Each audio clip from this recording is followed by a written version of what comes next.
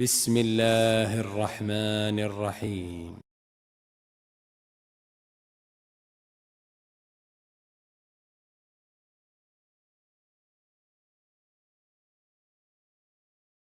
يجب على من يدعو إلى الإسلام أن يبدأ بالتوحيد، وهي بداية الرسل عليهم الصلاة والسلام.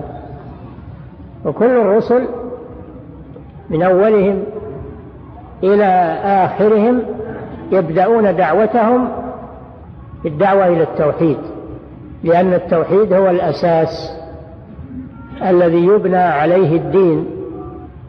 فإذا تحقق التوحيد قام عليه البنيان، وذلك مثل أساسات البيوت والمباني، فإن المباني تؤسس أولا ويعتنى بالأساس، ثم يبنى عليها البنيان ويرتفع.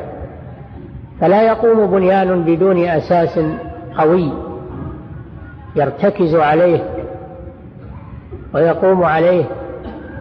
فلو أنك بنيت بنيانا على غير أساس سليم وقوي انهار البنيان وهلك من فيه.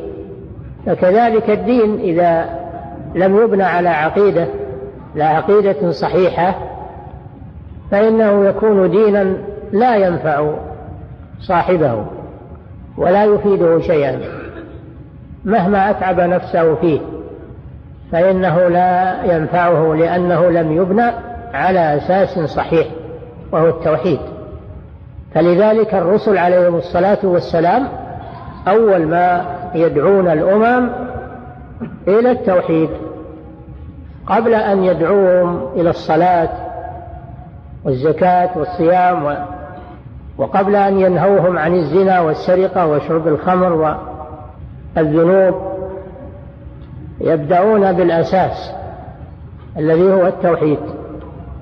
فكل نبي يقول لقومه: يا قوم اعبدوا الله ما لكم من إله غيره، كما قالها نوح عليه السلام، وقالها هود وصالح وشعيب وإبراهيم وموسى وعيسى وسائر النبيين ومحمد صلى الله عليه وسلم، كما قال تعالى: وما أرسلنا من قبلك من رسول إلا نوحي إليه أنه لا إله إلا أنا فاعبدون.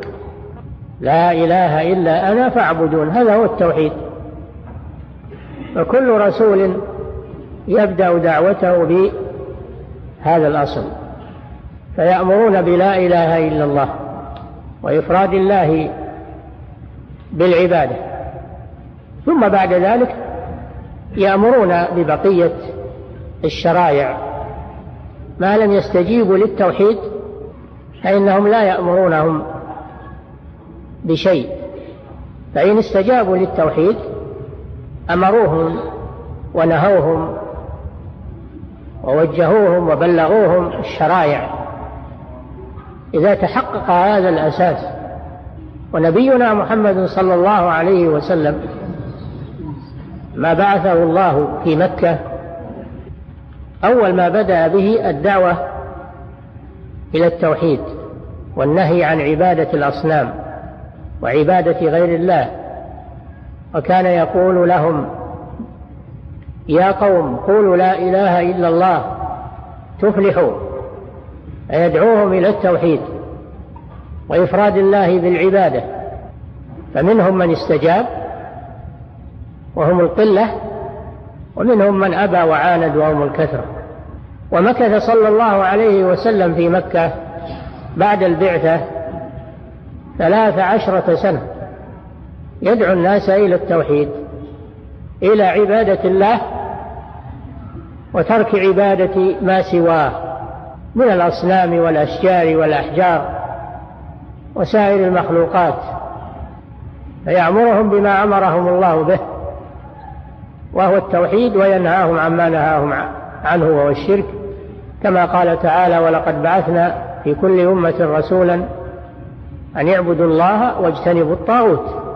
فمنهم من هدى الله ومنهم من حقت عليه الضلال، يسير في الأرض فانظروا كيف كان عاقبة المكذبين.